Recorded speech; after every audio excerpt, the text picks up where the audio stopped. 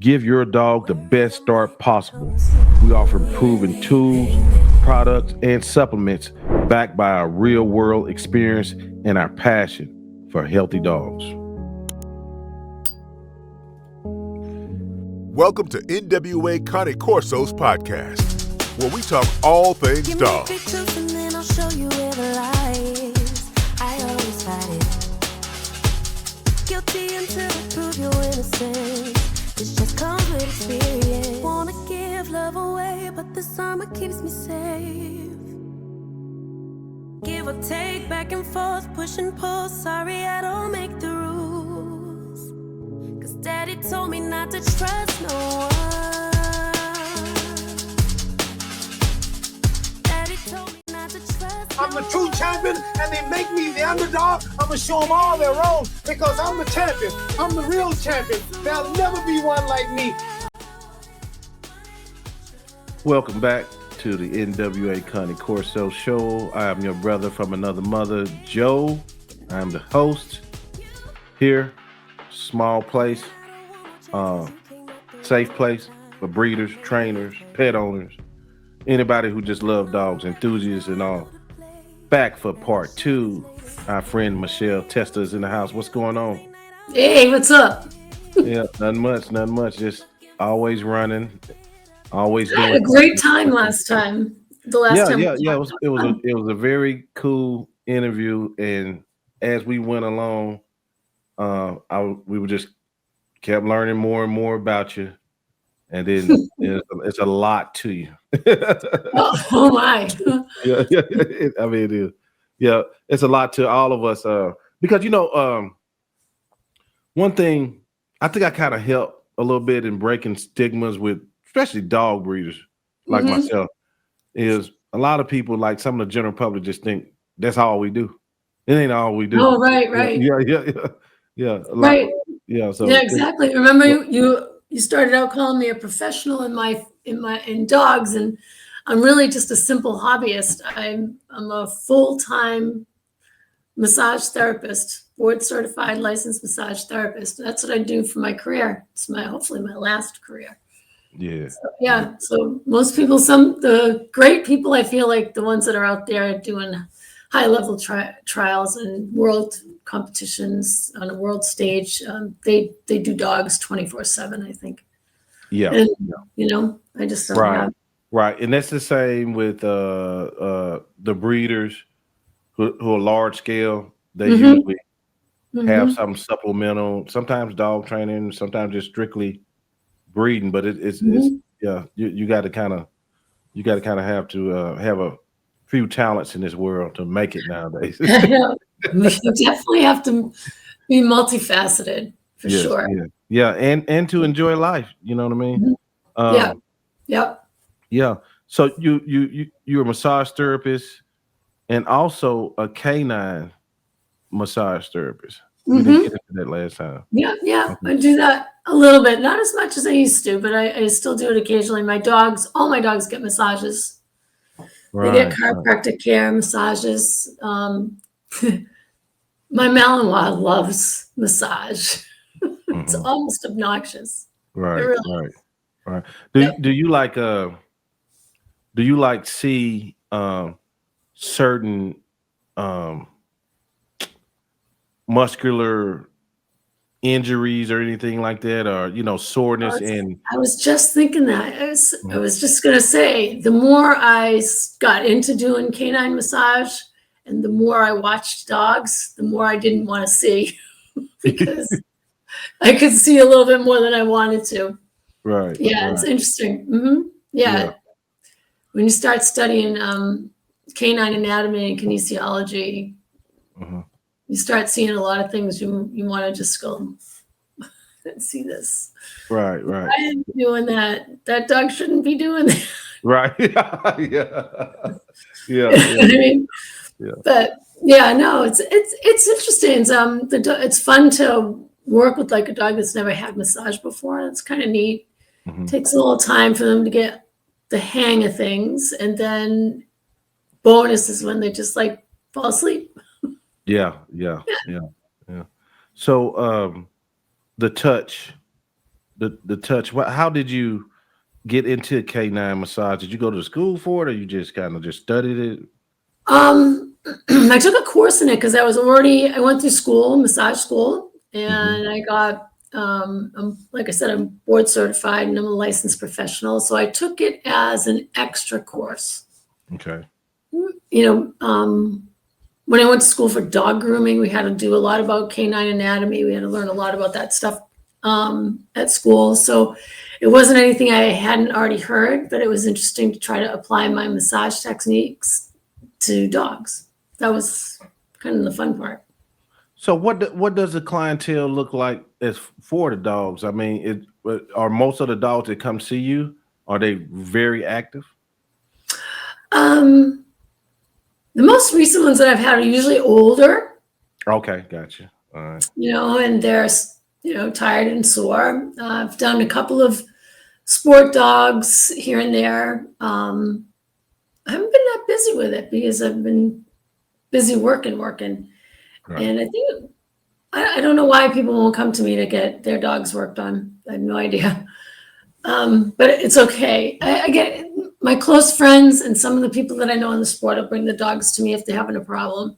And they'll just come up and ask me. And I say, sure, I'll take a look, see what's up, and give them a little bit of a treatment. And usually they're on their way feeling better. Doesn't take much, Right. So in the massage, do you do anything for like the joint, any kind of joint work, anything like that? As with the dogs, or with the dogs? Okay. I do a lot of stretching. Sure. Okay. Mm-hmm. Yeah. I would like to see that. Yeah. I hope you got some video or something. I don't. Oh, okay. I don't. Yeah. I want to. You know what I mean? It's hard enough to keep the dog calm than try and get a video going. Maybe I could probably try and work on Loki. He loves to get massages. My two Schnauzers are like, Rada will get his massage as long as he's standing on the grooming table. Right. Yeah. And I tell you, you got some beautiful Schnauzers. Oh, well, thank you. I appreciate that. Yeah. They're pretty amazing, those two. Yeah. They call that dog the Swiss Army knife. Oh, Rada? Oh, I should have sent you the chicken video. Yeah. We dressed him up as a chicken today. Oh, really? Yeah. Oh my God, that's funny. Yeah. He's such a good boy about stuff like that. Mm-hmm. And he's, it's funny to see such a powerful dog, and you can put Easter bunny ears on him, and we put him in a chicken. I'll send it to you. It's funny. Okay, but yeah, that sounds like my kids doing that to me. And I just sit there. You know what I mean? Dressing him up for Halloween. Right. Yeah, it's hilarious. So also, last time we didn't talk about, you have been in animal rescue. Is the Animal Rescue League? Yeah, I worked for the Animal Rescue League when I was probably, oh my gosh, in my 20s. Mm-hmm. How did that experience help you? What is that like? What is it like? Right. I mean, it's a lot of dealing with people. Mm-hmm. There's it can be pretty heart-wrenching. It's pretty sad and rewarding at the same time. Dealing with surrenders on a daily basis. Dealing with having to go rescue dogs, working with the law enforcement for the Animal Rescue League, and having to go in and take animals out of houses and take animals away from people and stuff like that. And then, do our usual rescues of a flock of turkeys stuck someplace, some crazy things that a cow gets loose and we have to go wrangle it up and try and bring it back. So we've had some, it's a variety of stuff. I was there for 3 or 4 years. It was a great job, but it's not for everyone. Right. I think it's So you had a bunch of different scenarios. Did you often? Well, let me ask you about just somebody saying, "Hey, it's a dog loose in our neighborhood. what techniques did you do to lure the dog? Because you got to get the dog close to you to catch it. Yeah. Well, depending on what the condition of the dog is and the temperament of the dog will kind of guide you as to what you want to do. Usually food usually works really good. Trying to not chase the dog is always the smartest move. Trying to get the dog to follow you is probably the better move. We've used, tools like, long rabies poles and stuff if they're stuck in a corner. We try to be as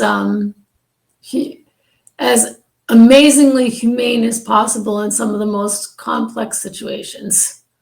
Right, right. So, yeah. But that was a long time ago. I mean, I think probably things have changed. Yeah. I don't see a lot of loose dogs around here in the city I live in right now. Yeah. Hardly ever do you see one. I mean, people are a lot more aware of what they're doing with their dogs. Right. Where I live, we have loose dogs all the time. They always getting out. But with the neighborhood apps like the Facebook and different things like that, somebody say, "Hey, got these two standing over here in my yard. I got them in my garage." Somebody. So we got that kind of environment where people just kind of like rarely does the animal control have to come and do anything. Somebody usually going to scoop your dogs up and all that. So let me ask you this: it was this is dealing with a celebrity. I don't really like talking about celebrities, but it was this one. It was this one. I hate when people call me talking. Did you see what happened to Kim Kardashian? Oh my God! Yeah, no, I don't even follow any of those things. Yeah, me neither. Yeah, I'm like, man, we could talk about so much more than celebrities. But anyway, it was this celebrity. I don't know if you heard about this. His name was Tyrese. He's an R&B singer, bald-headed black guy, and all this good stuff. Something like myself. And and he his Corsos got out, and I think one maybe killed a neighbor. He was I think he was out of town, and whoever he had handling the dog. He killed a neighbor, or did he kill the neighbor's dog? I mean, sorry, yeah, he killed a neighbor's dog. You see how big my eyes got? I said, oh God, I'm out here putting fake news out, but I know, watch it. Yeah, but he killed a neighbor's dog. Had you ever seen any scenario like that in animal control? And if so, what usually happens in something like that? I've never been involved in anything like that. I was involved when I lived in Virginia. An elderly woman, if I can remember the story correctly, I think she had a car accident. A dog got loose, her giant Schnauzer, and a tractor trailer driver picked the dog up. And somebody saw it, and they actually stole it from the woman. Oh wow! And I wish I could find the article. I know I have it someplace, but yeah. So they finally found the dog in Florida. Wow! So there was the truck driver woman got arrested, got all in such a trouble, and then we had Giant Schnauzer Rescue had to transport it all the way back. So I ended up picking up the dog in North Carolina and driving it back straight back to the owner. That was probably one of the things. And I wasn't even involved with anything at the time. I was just down in Virginia. I lived in Virginia, moved down there to train dogs. And I was just in the right place at the right time to help that woman get her dog back. Oh, cool. That's about the only biggest experience I've had. I've not done anything too courageous. Right. Yeah. You know what? I think since I've been living where I live, I've seen one giant Schnauzer. Where you live, do you see a pretty fair amount? No. Okay. No. I think I've been through a couple of vets over the last couple of years, and I've usually tell you, we only have one other giant Schnauzer that comes in here. One. And when I was living back in Mass and I was going to a veterinarian over in Stoughton, I was the only one that had giant schnauzers. That would be in their practice. And it was so nice that they had never seen them before, and it was so nice that mine were all well behaved. You know? Right. But yeah, no, it's not a common breed. It's becoming more common. I see a lot more, like I was telling you texting with you the other day, that rescue has really, like the last time we talked, was just overflowing with giant schnauzers for some. It's crazy. I've never seen it like that. But it's become a very popular breed, and the breed's not for everyone. It's not like they can hang out on the couch. And I don't know who's breeding couch potato giant schnauzers. That would be for real, right? I know they might be making millions, but there really shouldn't be couch potato giant schnauzers. That's it's kind of out of control. They're crossbreeding them to other breeds. They're showing up like black and white, like pandas, and it's just y'all having that issue. You know what? Yeah. I'm seeing that. I'm seeing that in every breed. Being that I cover every breed, is like people they want to add in new colors, exotic colors, and things like that. Like we had colors. We had a bronze. Like there used to be a bronze color and a cream color many, many, many years ago. Really? Wait. For real? Yeah. Okay, what happened to them? They just settled on just breeding for black. Okay. And then the pepper salts were a whole other giant schnauzer. Well, it's almost like they're another breed, but it's their variety, or I don't know what you want to call them. But yeah, no. But we had creams and bronze color. Wow. Okay. I didn't know that. See, like we have an undesired color. Well, we have a couple of undesired colors in my breed, but there's a color. It's like a white Corso, which we refer to as straw. They don't want to see it, but we produce that. It happens. I mean, if the genetics are there, it's like if that cream or a bronze in my breed is still prevalent in a line, there's a possibility it's going to pop out someplace. It only takes a couple of cells to manipulate, and boom, there you go. We got a bronze giant schnauzer again. Yeah. So yeah. So okay. So are you saying that when you see some of these other colors, is this just another breed colors, or maybe somebody's still using cream to do some things with when you see these colors?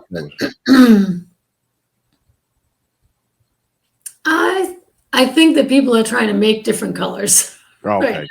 Yeah. You know what I mean? Because it's almost like when you talk about Frenchies, there's like 5 or 6 colors out there that are not appropriate to the breed, but yet like they're selling for a boatload of money because it's off color. It's blue Frenchies. Those blue are like Frenchies, yeah.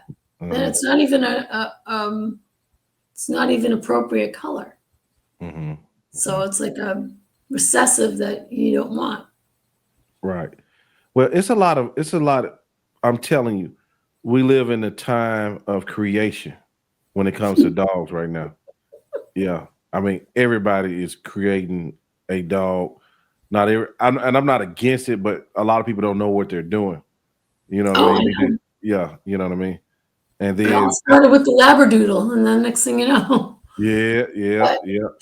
Schnoodles and Beagle Doodles and let me ask you something. Last time, and then I'm gonna get off the gas because I want you to kind of like, kind of take off and take over a little bit.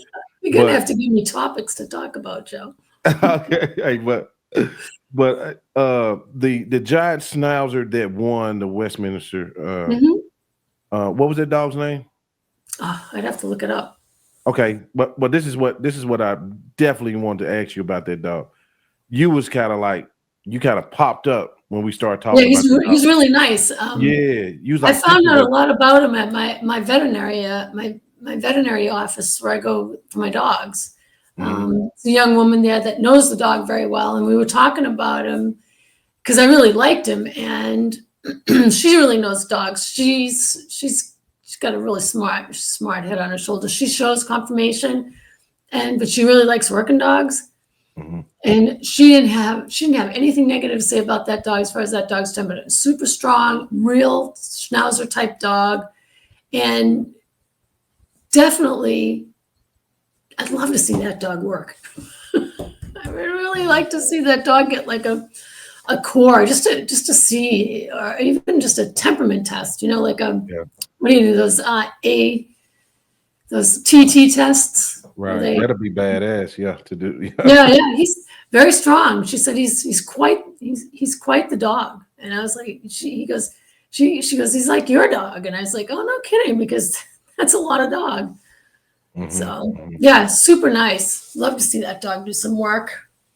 Right. That'd be great. That'd be great. Yeah. So it's funny, your journey, you've done some grooming too. You've done grooming, massage, a lot of stuff with dogs. You learned to read dogs probably early. Yeah. And try it. Yeah. I can't say that I'm an expert at it. I'm still learning. Right. You know. Yeah. Yeah. That's an everyday occurrence, trying to read animals. What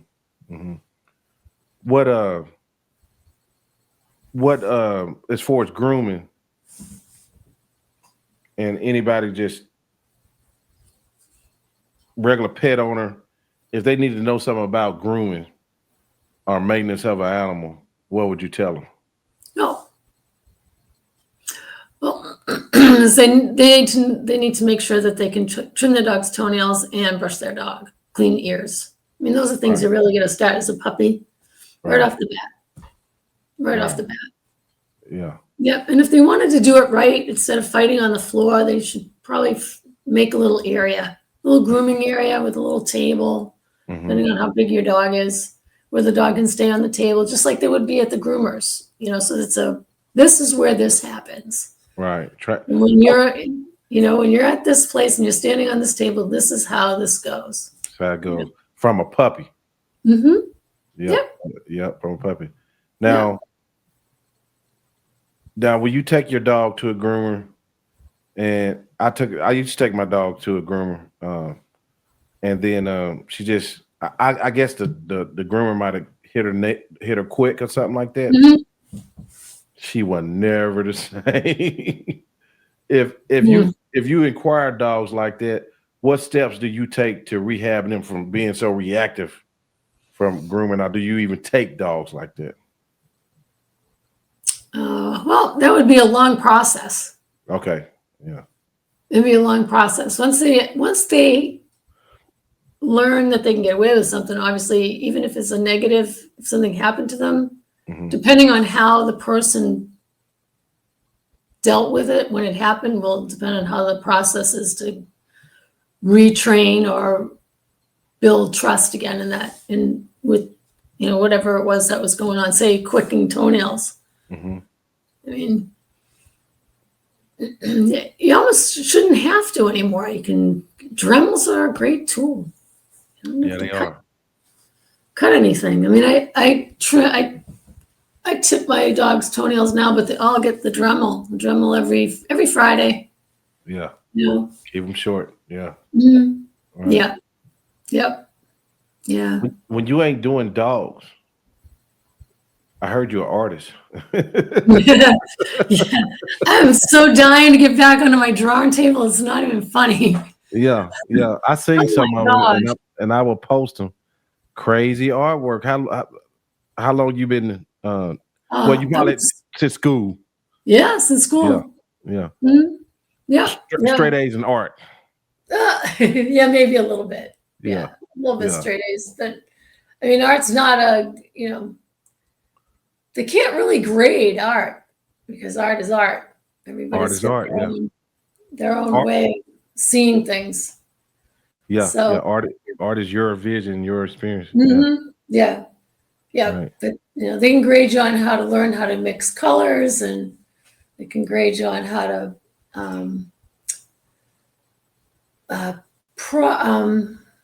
what did I do? I did some kind of package designs. Okay. When I was in school, package design, we had to design packages for, say, perfumes, and that means creating the box and then all the artwork that goes on the box to make you want to buy the perfume. Right. Oh, And okay. Yeah. Oh, really? yeah, it's pretty interesting stuff. Yeah. It was a fun course. I majored in illustration and minored in photography at art school, but I have an associate's degree in advertising, art and design. I lasted about a year in advertising. I couldn't stand it. Why not? What was it? Well, back then, we had to do. I was making magazines, flyers, newspapers. Mm-hmm. So, like, this thing, I'd have to put something like this together. See this? Oh, okay. I'd have to design all this and mock up all the photos and put all the photos together on here. Now you do it on a computer. We had to do it by hand back then. Oh, really? Mm-hmm. Yeah. Yeah. Yeah, I couldn't stand it. Yeah. So, but the art you do now is very fine, and it's penciled, right? Mm-hmm. Yep, pencil, graphite. Yep. Mm-hmm. Dang. Okay. So, how does your mind work? Are you a perfectionist? You would say? Oh, I'd have to have real OCD to be a perfectionist. What I try to do is get the dog's expression the most focal point of the work. So you start right here. Critical with the eyes. Yeah, critical of the eyes and the expression so that you can feel the dog. And that the owner, the person that's asking me to do the work for them, feels that it's their dog, to get it to look as much and as close as I can to what the photograph is showing.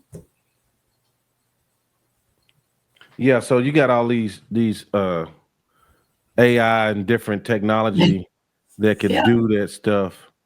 But I know in 10 seconds and it's $25. Yeah, but it doesn't come close to It's not as intimate as the hand. Yes. Yeah. Exactly. Right. Exactly. Right.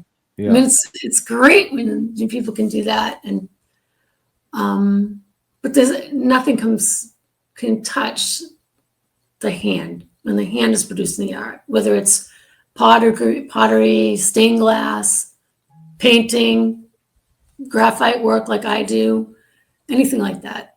Right. Right. Yeah. Yeah. Because somebody touched it. It don't have. That's something dying. Right now, everything is like microwavable. Oh, there we go. And then that feeling of, hey, my grandma made this, and here you go. You can keep it. The sentimental of that human being going somewhere. Like I live pretty close to a place called Pea Ridge, Arkansas, and in Pea Ridge there was the Battle of Pea Ridge in the Civil War. Oh, no kidding. And when you go through there, you can feel it. Like something happened here. Yeah, energy. Yeah, you can feel the energy. Yeah. And when everything's so microwavable now, that's the energy you miss. Like I was out in my kennel. Look at me, I'm trying to get deep. But I was out in my kennel cleaning dogs or whatnot, and I could feel the presence of something watching me. And I looked out, I could see a deer. Through all that wood, I see you. We forget about the human things, the touch and the senses. Yeah. Well, they tend to lose it. They just don't have any experience with working with their hands anymore. And people are so easy to use the computer to create anything. Oh, I mean, God. Yeah. So much nice stuff though. I mean, I can't say that it's bad or anything. I think it's amazing what they can create with the computers. Right. But I still find that I'll call it the humble artists, people like myself and a couple of people that I know, that we still put that paper on the table and create something right there with our hands, with the tools that we have in front of us. Right. You know, and it has a personal touch to it. It's signed by me, right? That's something special, and Right. a lot of people appreciate that. I got a lot of way back. I got a lot of requests to design the artwork for a bunch of like USCA regionals, a lot of dog competitions. I actually designed a lot of T-shirts for dog competitions, long time ago. But now computers can do it. Yeah, they can. Yeah, they can. But that's something too that I even noticed in the podcast world. I see other dog channels and things like that. And some people can run out of topics, but me and the co-producer, we so inquisitive. Like, we don't like plot topics. We like, man, I want to know about this. Did you see this person? It's always inquisitive, which causes creation. You know what I mean? And I'm the type of person, if I didn't create, I'll probably die. I'll get grumpy. I'll get my mood to change if I didn't create something, make something happen. But yeah, so I like how when last time when we talked, and that you're asking questions that are outside of everything.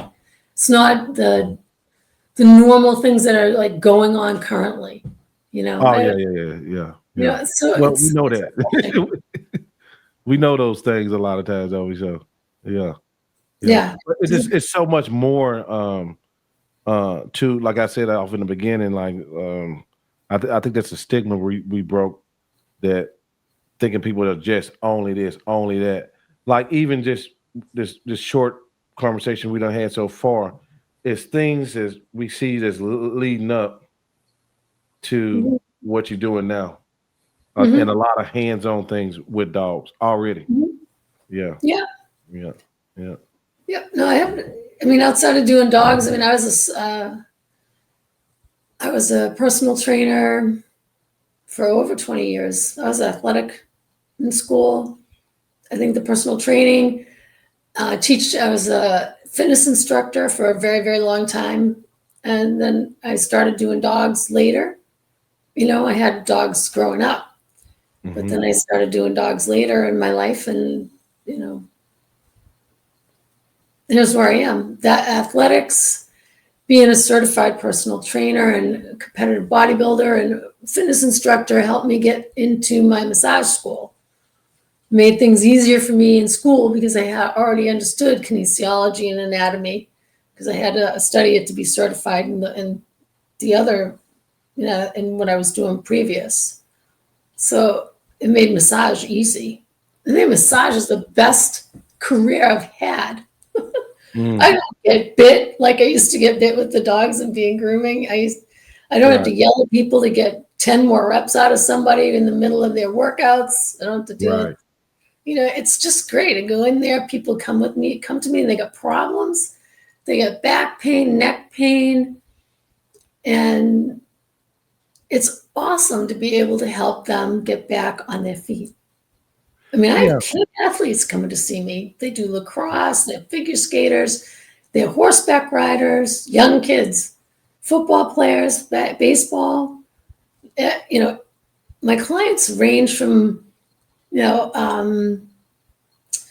like middle school, high school, college athletes, people of all ages, types, problems, whatever. Right. Yep. It's the coolest job. Yeah, they can see what the people can tell you, the dogs can't.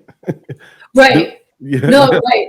But it's an easy read though, too, those. And dogs don't lie either.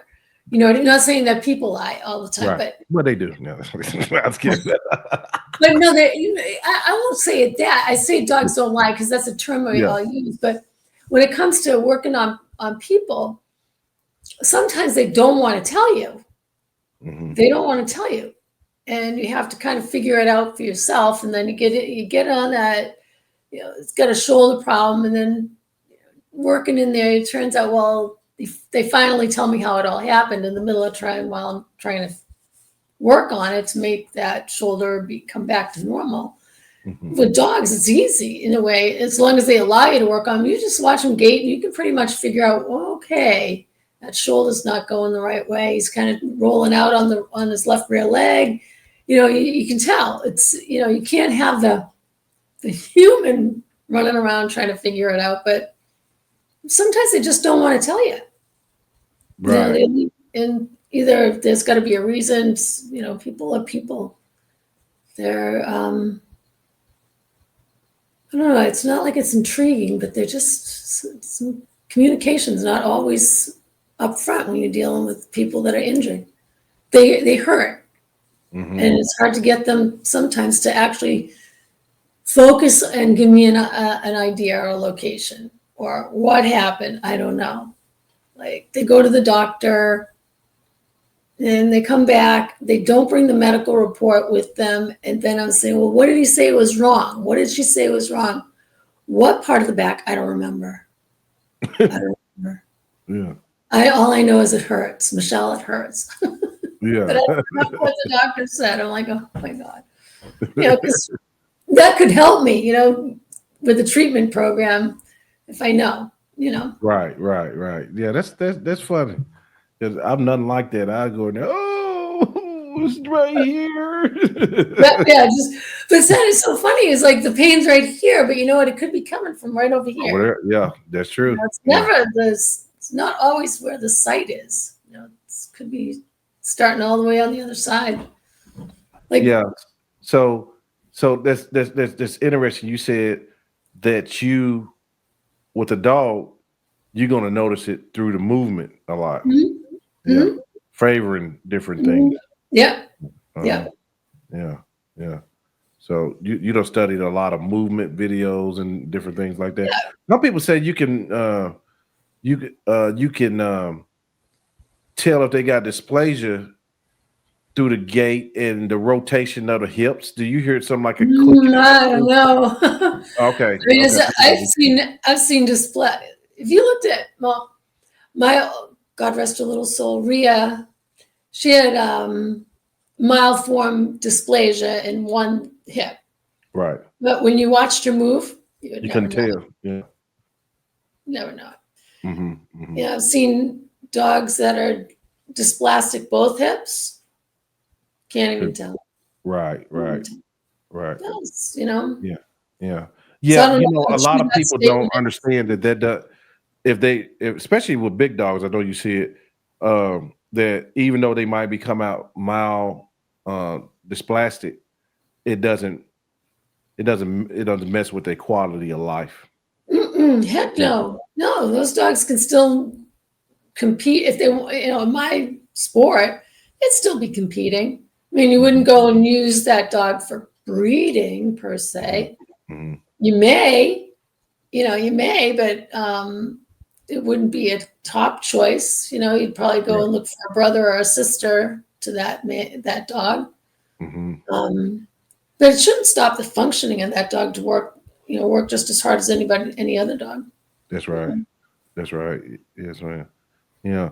So you've titled a lot of dogs, handled a lot of dogs. And I want to ask you about some of them. And we was going over some of the names. Mm-hmm. Yeah, I was good. Okay. All right. So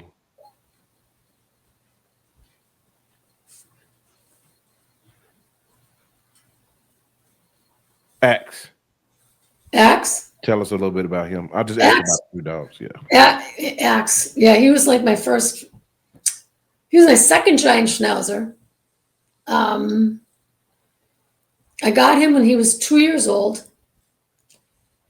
He failed his certification for Border Patrol. Okay. And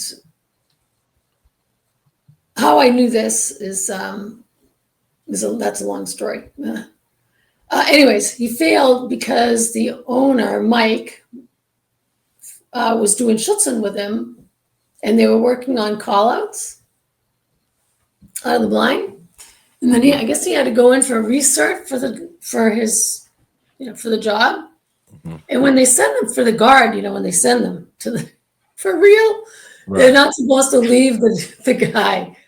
And as soon as in the test, I guess when Mike came in within 25 yards, Axe left and went back to Mike. So okay.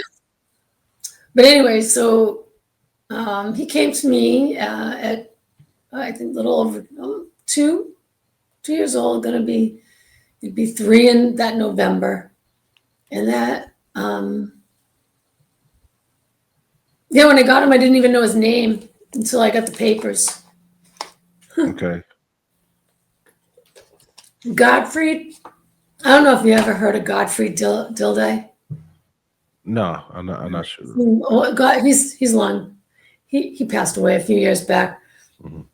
But I was training with him and his group of people, and he found the dog for me, and he shipped the dog. I didn't even know what his name was until he got here. And so I went to pick him up at Lufthansa, and he came in this crate, Joe. This dog was huge. It was huge. And he was in this handmade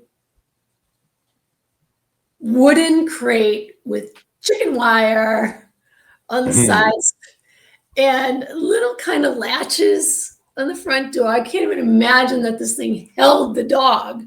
Yeah. I mean, I saved the crate for a couple of years because I was still baffled. I just wanted to keep it because I wanted to show people this is what he came in. Yeah. And 2 years old, and he's, Rada was what, probably 75, 80 pounds at 2. So he's about the same size as father was.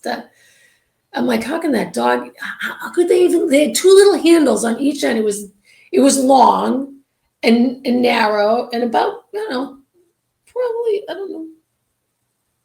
2.5 feet tall, maybe, but it had handles on each end. It was the weirdest thing. I wish I'd taken pictures of it. So the people that had to go get him from the airport to bring him to the cargo building thought they were getting a puppy, and it wasn't. So they put him in the car and brought him over, and they said, I got the papers, and I said, well, can you just put the crate and him in they didn't want to take him out of the crate. So we just slid the crate into the back of my truck, and I took him to a ball field that was over in East Boston, because that's where they came into. And it's just an old ball field that my dad used to play baseball on when he was a kid, funny enough. So it only had like one gate, and it was completely fenced in, and it had little gates by where the kids used to sit for the to wait to play. So I backed my car up to the gate, opened the hatch, backed it up even closer, and opened the crate door, and just let him fly out into the baseball field. And I walked in there with a big Gottfried. Make sure you have hot dogs. So big bag of hot dogs with me. And he ran around. I called him because I didn't know his name, so I had to go look for his name on this paperwork. I'm like, oh, his name's Axe. That's creative. And I finally came over and I started feeding him hot dogs and stuff. And we hung out for a little bit. And his whole body was shaved except for his head. Okay. All right. He looked like a Bouvier, like yeah, all his hair. Yeah. So to me, I'm like, okay, they must have muzzled him and just shaved his body and just left the head, took the muzzle off and put him in the crate. And so, this was my second dog, my first actual working dog. I mean, this dog bit for real. He was out there biting people. So I learned to manage him, handle him, using food. I trialed him a couple of times. He's a big boy, big dog. He wasn't always the friendliest dog. Hardest part of that dog, I tried to develop a relationship, but it wasn't the best method. Okay. The method that I was using wasn't the best method. So I moved along. We did some, trained. He was great. He's an amazing dog. Dog was just the craziest. The first track I ever did with him, when I got him, Godfrey had said, just lay 75 paces and one corner and then a pile of food at the end. He said, and just cut him loose. I said, are you sure? Is he going to come back? He said, yeah, he'll come back. Are you sure? So I did. I was in this field with my friend Anne Marie, and we're in this field up in, I don't know, northern Mass. And so I laid the track. I put the pile of food at the end. I walked up with the dog on the leash, and I told him to souk. That dog did that track so fast, if you blinked your eyes, you would have missed it. He got to the pile of food, ate it, and then he just flew around the field at 100 miles an hour, and then he came back and laid down. Crazy.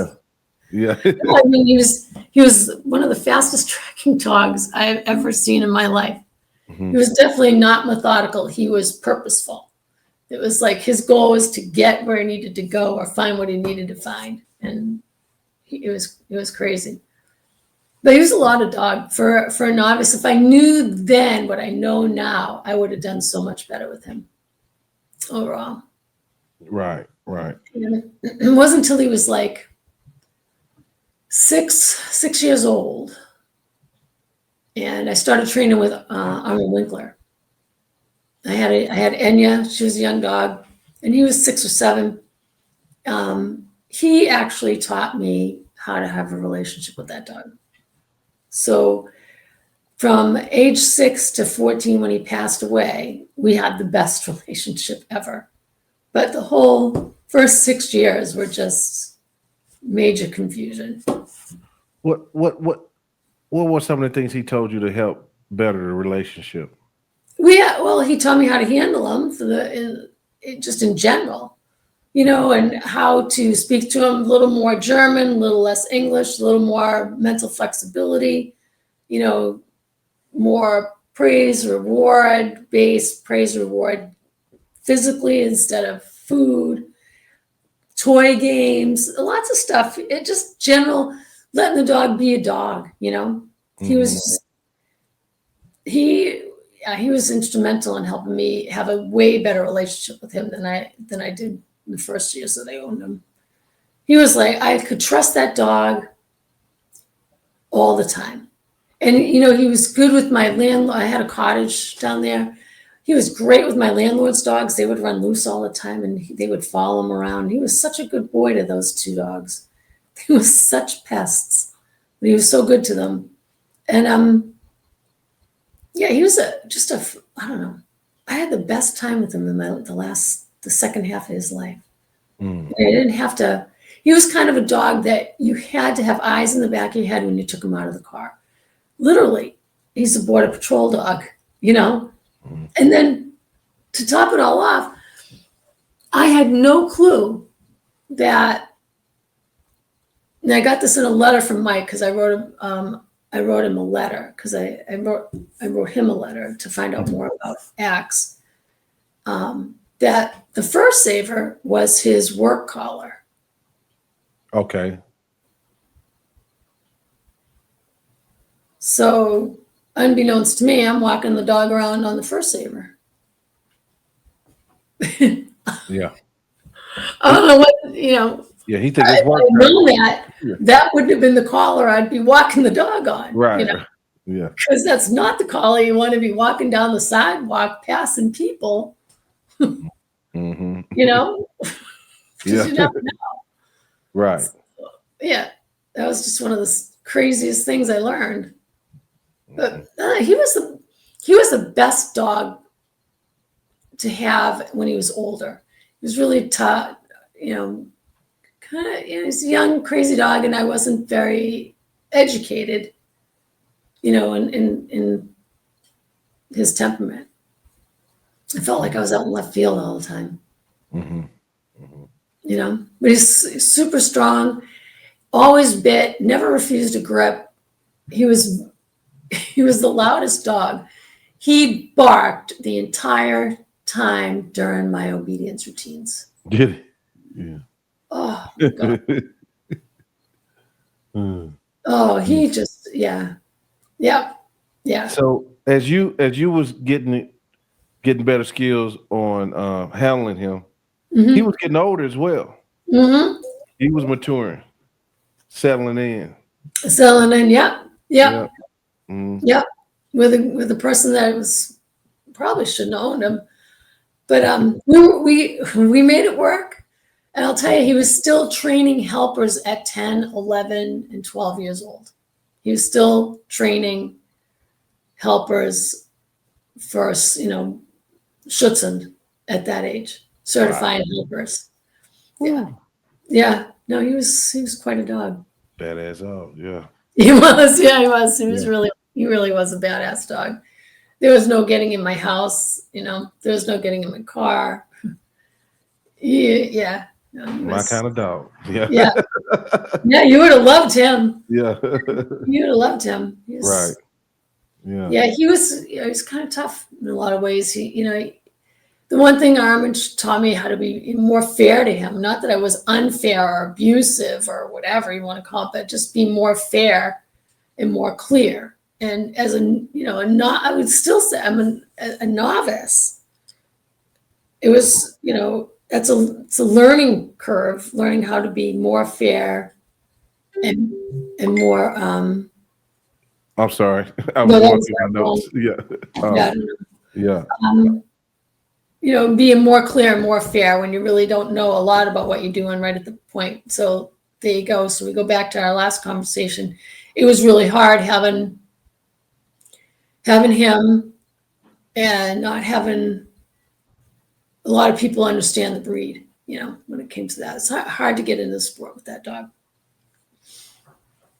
Yeah, that's funny. You said somebody else said on this show that, and he was saying it was a Rottweiler breeder named Terry Cornish. He shows dogs, and he said early off he saw some dogs probably go through some things they shouldn't have, for being just too hard on them because trainers didn't understand the breed. Mm-hmm. You know what I mean? Yeah. I mean, I really learned more about the giant Schnauzer from Armin Winkler than I've learned, about any other breed. I mean, that and Dobermans, because Dobermans were a big deal back when I was training with Armin. But he taught me a lot about giant Schnauzers. I learned so much from him, and I learned so much on how to be a better handler to my dog. Right. Because they're not the same. They're not. I mean, it's always that terminology when you say you have to train the dog in front of you. Obviously, that's an obvious statement. And every dog is different. And truthfully, every breed is different. The giant Schnauzer is a working dog. Belgians, German Shepherds, they're herding dogs. The whole drive set, in my mind, and I'm sure most of the top professional trainers will probably say I'm full of it, but to me, those ones that say that to me, I say, well, how come you haven't entitled the giant Schnauzer yet? You'll title Dobermans, Malinois, Shepherds, but you haven't titled the giant Schnauzer. So you can't tell me that they're all the same. I think the giant way back when was the reason they gave up their position as Germany's police dogs was because of their tenacity, they're way independent, and the aggression. Where you have, I gotta plug in. Hold on. Yes, ma'am. 1 sec. Yep.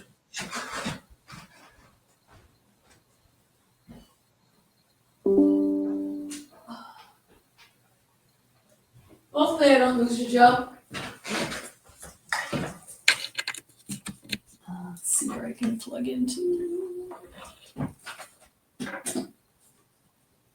Okay. All right. Are you there? Yeah, I'm good. Sorry about that. Oh, I didn't notice my battery was going. Right. Just check that. No, that's good.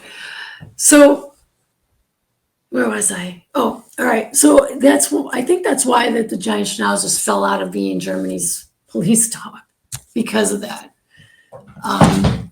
So you're saying basically it's too much. It could be a rough dog.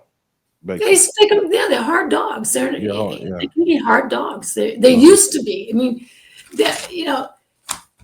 they were no joke. You know what I mean? It's not like.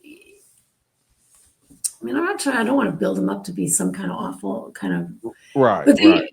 But their work was now this is where it gets kind of complicated because, they were a drover. So to me, there's a difference between a drover dog and a herder. Herders gather, group, bring things together. A drover pushes. Yeah. So they drove cattle to different pastures. The herders brought them in, and the Rottweiler is a drover. They drive the cattle forward. They don't collect it. They don't heel nip to bring it in. They don't wrangle them up from, the other pasture and bring them down like you see the border collies and the corgis, all the cattle dogs and things like that. Drovers don't do that. They don't. And they were an all-around farm dog. So they guarded the property, they guarded the animals, they guarded the families. They weren't everybody's friend. Not that they were like a flock guardian, they're not at that level. Right. But not even similar, but it's similar but different. Right.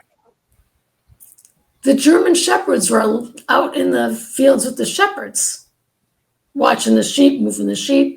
And there's a lot of those dogs, there's a lot of that bloodline still around that have that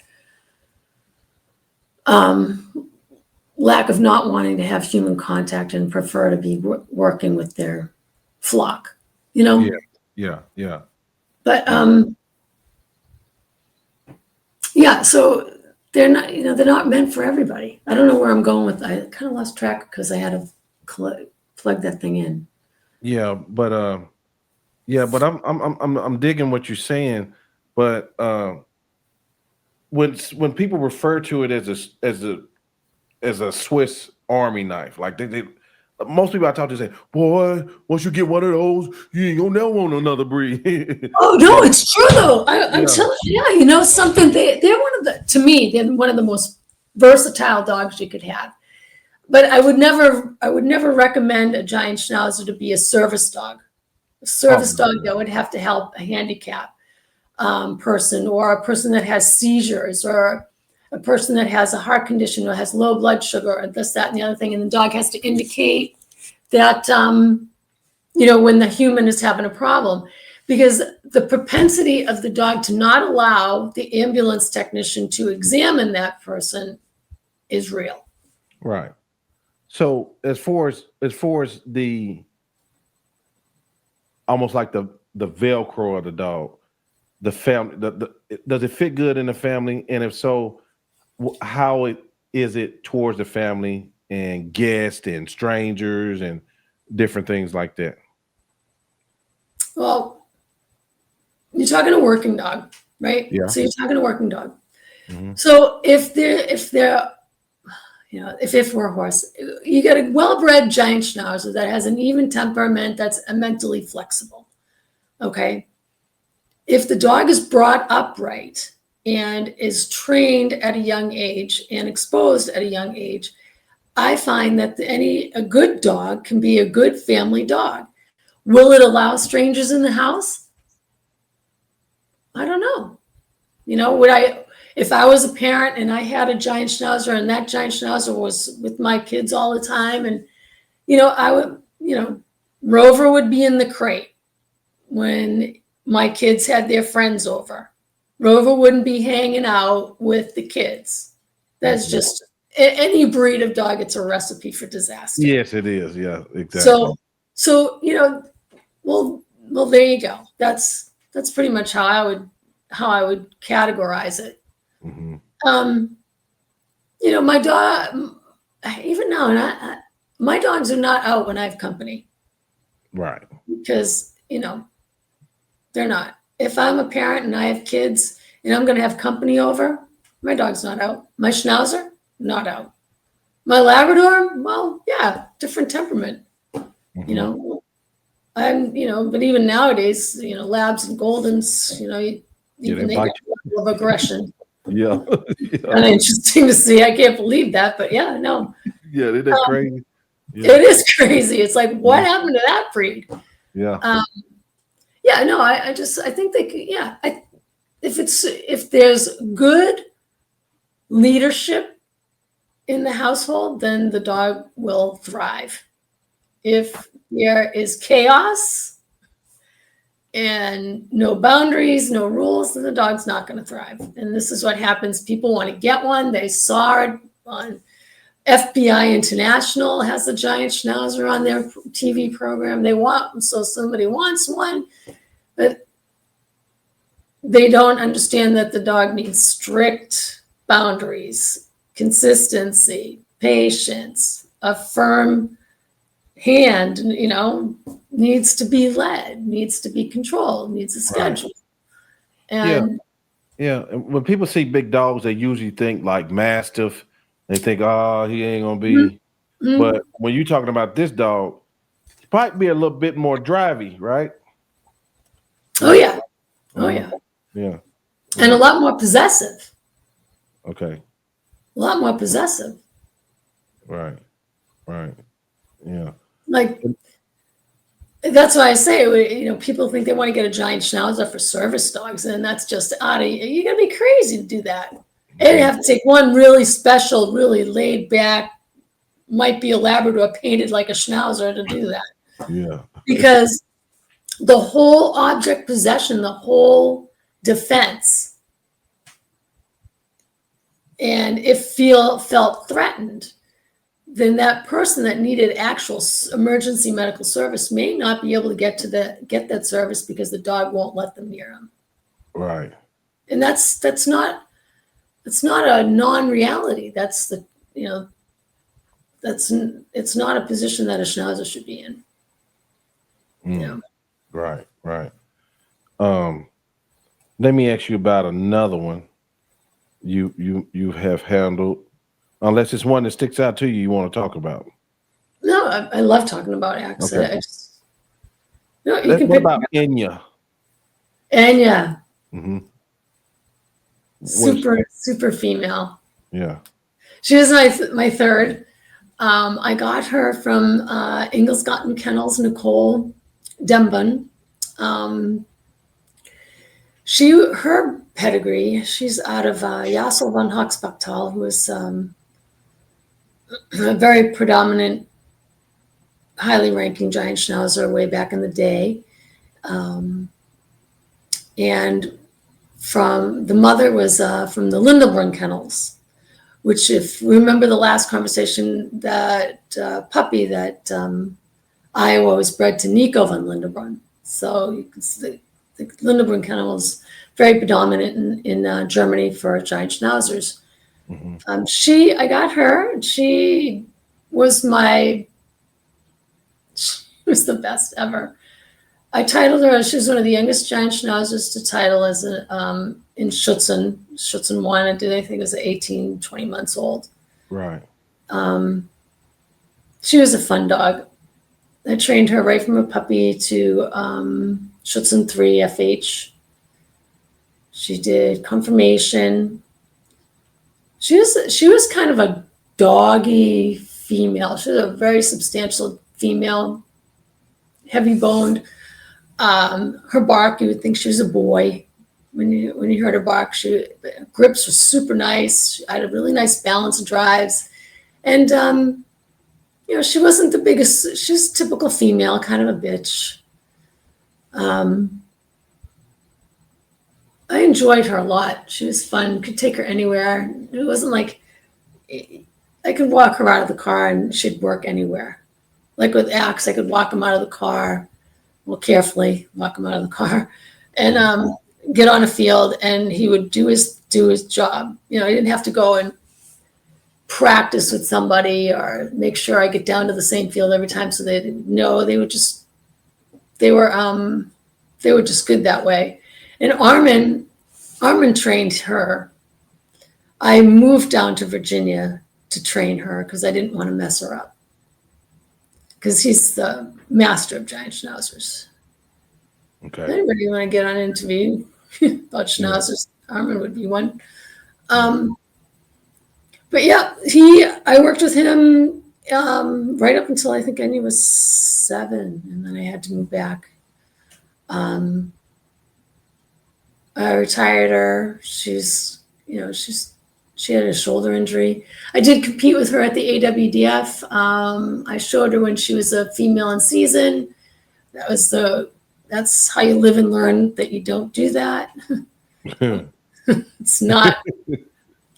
It's not at all a smart move. So we'll never do that again. She was nice. I love that dog.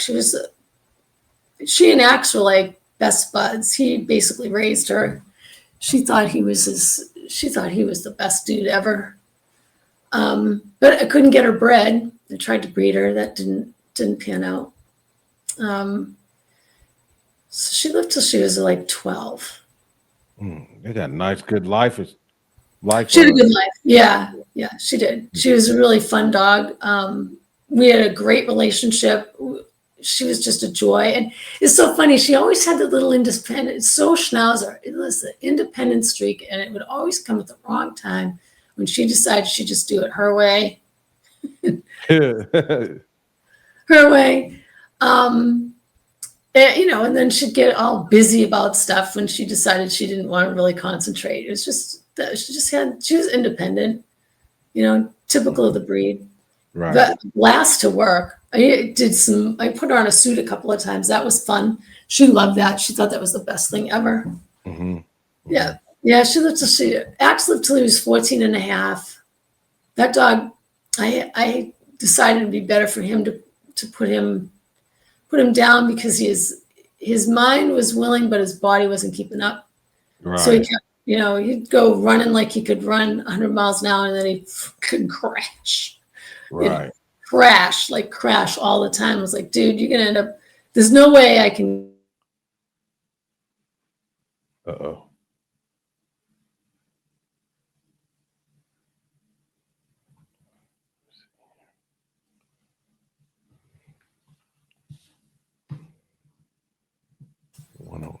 There you are. There you go. Okay. All right. Yeah. At least that happened You said together. he was crashing and there was no way. Okay. Yeah, he just has no regard for his own safety. Mm-hmm. So, yeah, and Enya lived till she was 12. I had the best time trialing her. I had the best learning experiences with her. Mm-hmm. And I learned that you didn't need a whip. Uh-oh. Lost her key.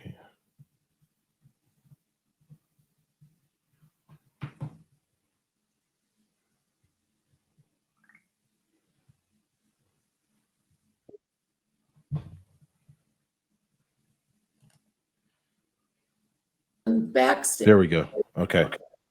Yeah, I learned a lot about training schnauzers. The way you train a schnauzer, you don't need a whip. You need to concentrate on capping, striking, and countering.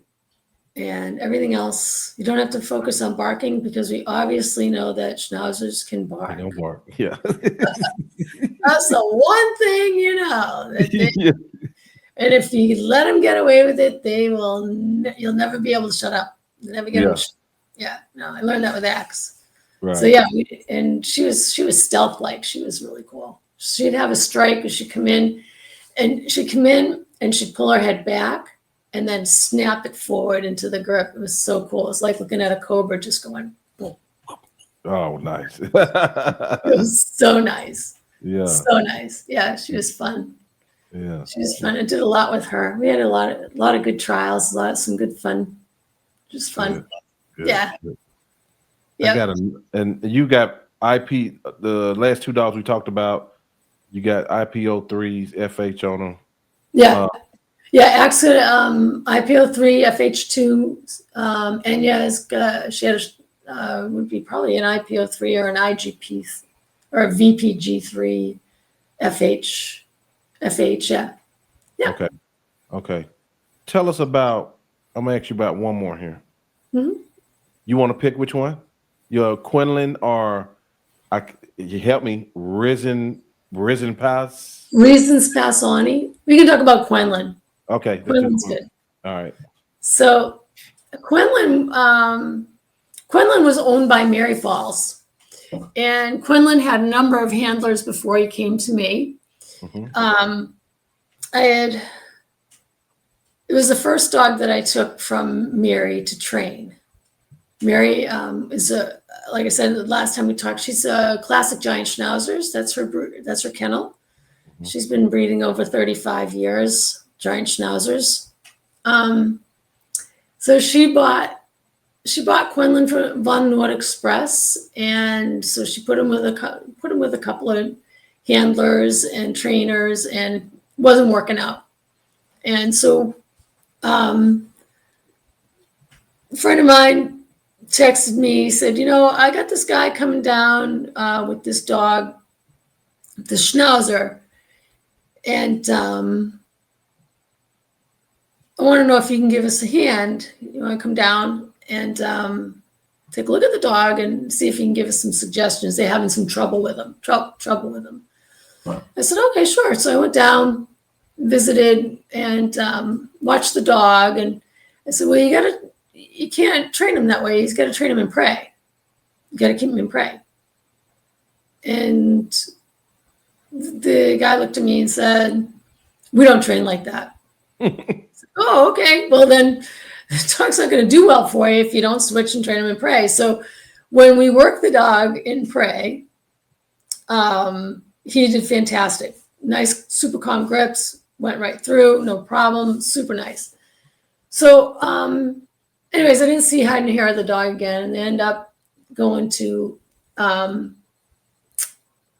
Schnauzer Fest in Tennessee, and I think I was trial secretary for the IGP trial there, and we had not talked about Schnauzer Fest. And there he was. He was with another handler, with somebody else, and that person was doing the BH and an AD on him. And so I talked to Mary, and she's like, well, I go, I'll train that dog for you. She goes, well, I was told that he can't bite. He's not really good in protection. He's never going to be a good Schutzhund dog. And I said, what? You gotta be kidding me. I said, no, that dog's fine. And I said, I'll train him. She goes, you would? I said, yeah, I'll take him. I'll train him. And so after Schnauzer Fest, about a couple months, he got the BH and the AD. About a month went by. We had some conversation, and then she had a friend of hers who was heading back from Wisconsin to North Carolina, drop him off. So really nice dog, open, very open temperament, real free, fun boy. Really, this is when I discovered that the Schnauzers do have a clown side, that they really can be funny. Okay. He was really a funny dog. Yeah. He was funny and always happy. And so I started training him with Armin. And, there's a lot of, there were a lot of skeletons dropping out of that closet. Oh my God. So I took him tracking. We went tracking for the first time. I brought him to the tracking field. And I'm walking with him down to the track. And I'd already put a small track down for him. He was doing little tracking boxes at the house. Right. So I'm walking down, and there's Armin and the rest of the group that trains that we train with. And Quinlan gets all stiff. And I'm like, I'm trying to ignore it, just ignore it. I'm not going to feed into any of that. And the hackles are going up. And as we're getting closer, the hackles were going up and his tail was like whacked up over his back and he was getting all like he's gonna, I was like, what the hell is going on? Where's my funny boy? And yeah, he walked right up there and he just lifted his leg, pissed all over that track. What? But he was growling and having he was not comfortable. So far be it for me to know what had happened to him, that he would be in that kind of a behavior and tracking, because I've never had a dog do that in my life. That was a first. And so Armin just said, just go put him back in the truck. And so I did. And then we took him out again, and I said, I took him with me, and I put him in a down, and I made a little tracking box for him. And he did it without a problem. I think he was expecting bad things to happen when he was coming down, when we first went out the first time. And I think he was just he wasn't going to deal with those people. Mm-hmm. And it wasn't even them. I just think it was just the environment, the picture, or whatever. I have no idea. But it was a big goddamn skeleton that fell out that day. But you know what? I taught him how to track, and that dog would track. He was the most reliable tracking dog I ever had. Mm. We had some really nice scores. I don't think I ever V'd with him at any time. But I did get, high 80s, mid 90s, nothing like over 92, 93 points. He was beautiful.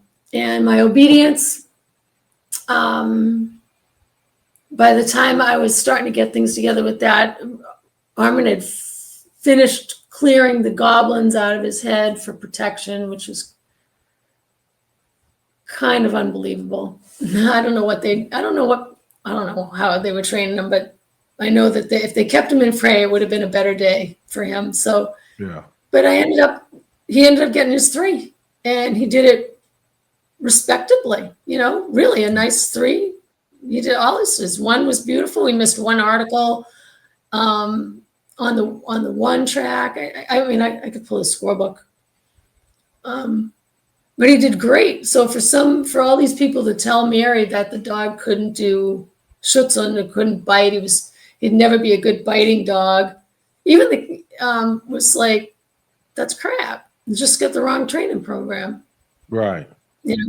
Wasn't the right training program for that dog. You can't, I don't know how people can cookie cutter a program and make dogs fit into a mold. To a mold, yeah. Yeah. Doesn't work for me. One size fits all. Yeah, one size fits all doesn't work, right. And that certainly doesn't work for my breed either. Mm-hmm. Yeah, so he was the funniest dog, man. He would pull some serious goofy crap when I was sometimes that you just like, what are you doing? Like, you see the funny videos. Well, he would be one of those dogs. He would do the retrieves, do the retrieve on the flat and jump over the jump on the way back in front. Mm-hmm. Then I'd do the retrieve over the jump. He'd jump over the jump and then up over the A-frame and come front. He was always thinking of something to make people laugh. He was just, yeah. Never, you knew what you were getting trialing him, because you knew there was going to be some kind of comic relief in the whole.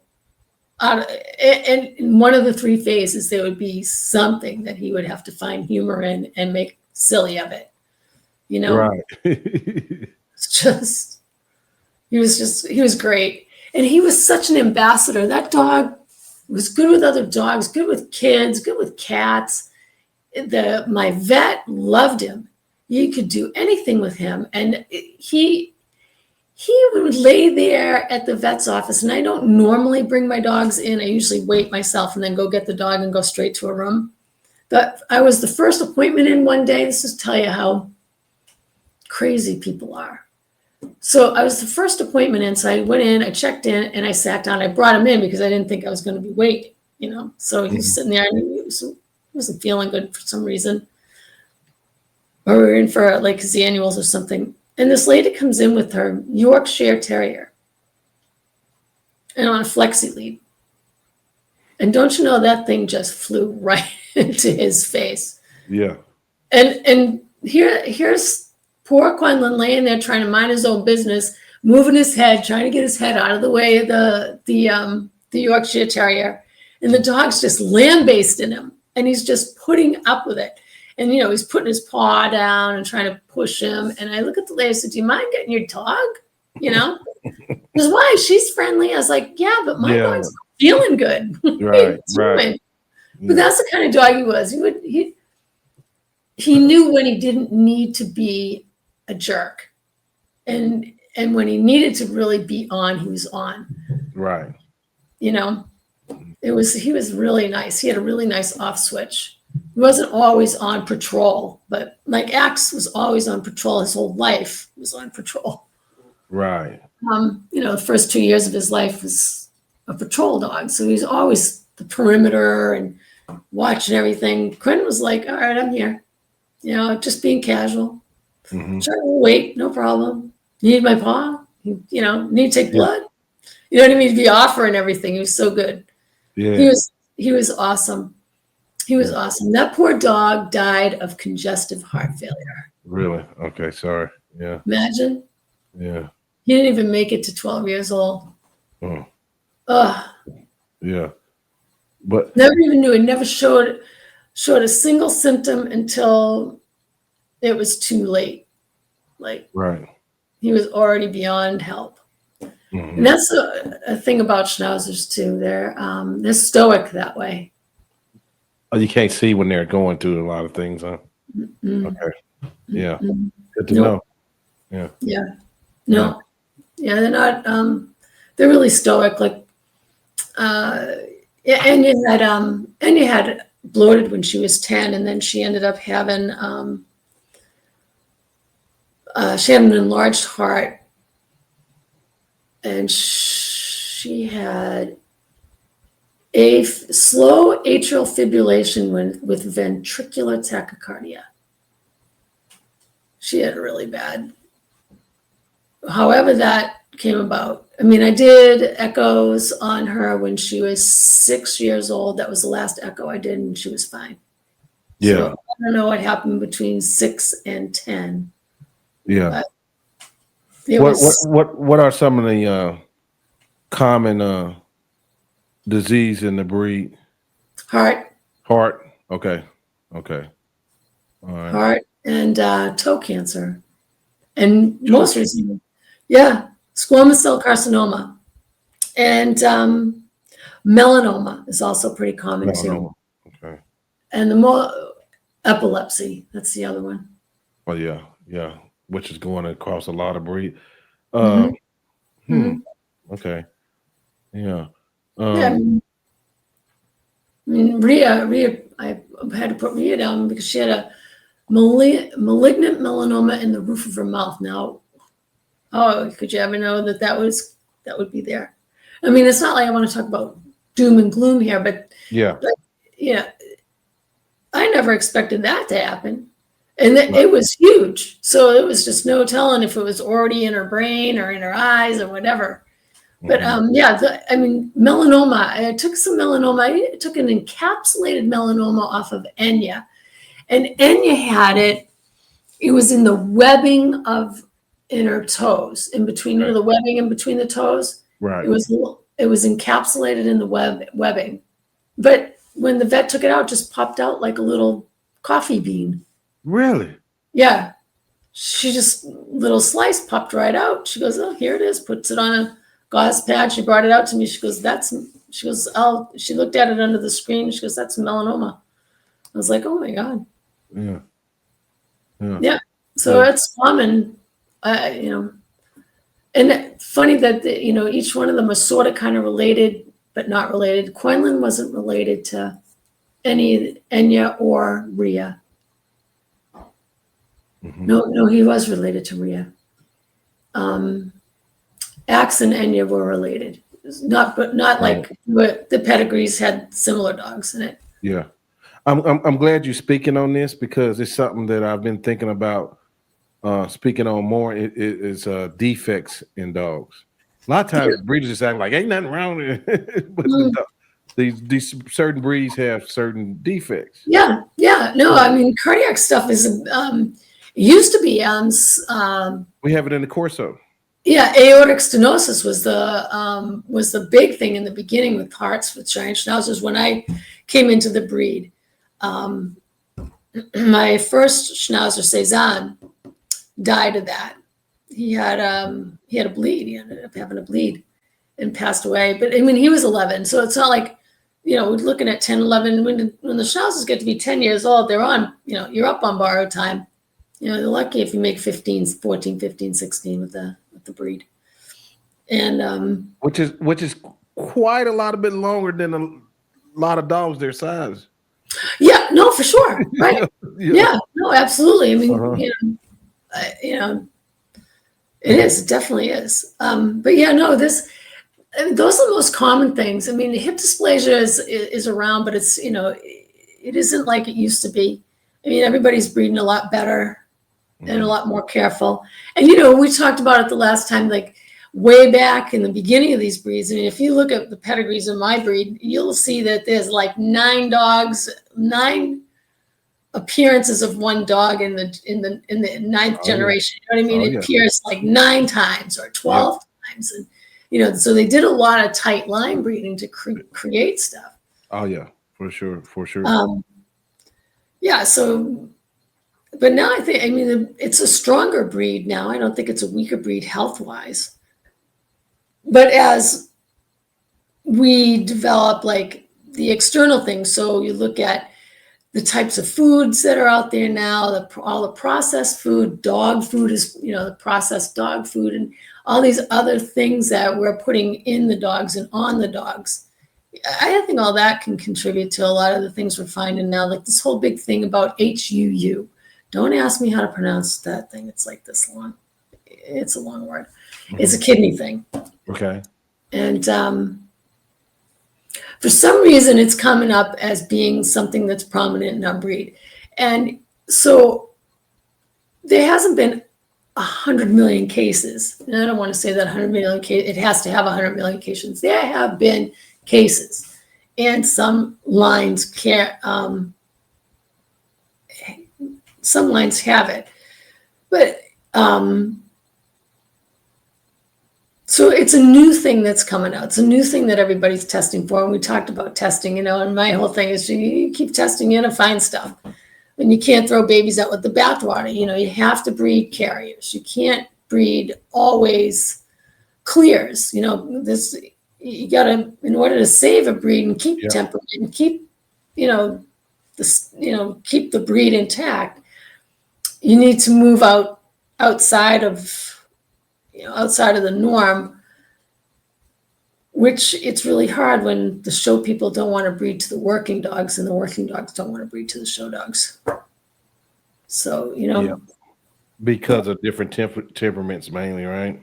Yeah, I think, I don't know, you know, I'd like to see, because I think, you know, I think Quenlin, I think Rada, I think Sunny, I think Axe, nobody wanted to go near him to breed him. They were like, that dog doesn't shut up, because he barked a lot. Yeah. And plus, I didn't know a lot. So it was like not able to control the dog to present him in the best he could be presented. And if I, like I said, if I knew then what I know now, I would have done so much better with him. Right. I'd like to know why. I mean, I look at Rada myself. I look at Rada. Rada is clear. He's all his genetic testing. He's clear. He's an Orphe good. His elbows are normal. He's got perfect bite. His teeth, his heart's clear. I just got to do a surf test on him, but his eyes get checked at the vet. You know, so I just, you know, I was like, I'll find a clinic maybe and do it.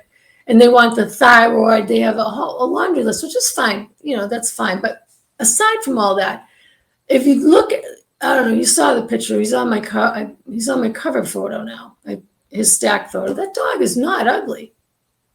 He's not a butt-ugly dog, and he moves beautifully. I'd like to know why the show people don't want to add that kind of temperament. And he's very even keel, and he's got a, you know, he's mentally flexible and he's highly trainable. He's got a lot of energy. a lot of power. You know, he has a propensity to have a little bit of dog aggression, but it's under control. You know, but I can't. Nice. Yeah, that's him. That's him right there. Smoke. Yeah, he's not bad looking, is he? No. I mean, even from a cane Corso breeder, right? You can appreciate that dog, right? Yeah, I can appreciate that dog. Yeah. Yeah. But Yeah, I'll put his picture up. So, yeah. Yeah, no, he's a nice dog. You know, I'd be curious why we can't mix and match some of these pedigrees. I don't understand. I don't know. It might take someone to have to break the ice. I mean, I'm open. You know, I'm open to it. I don't. But the show people think my dog's too strong, too powerful. They don't want that kind of temperament in their program.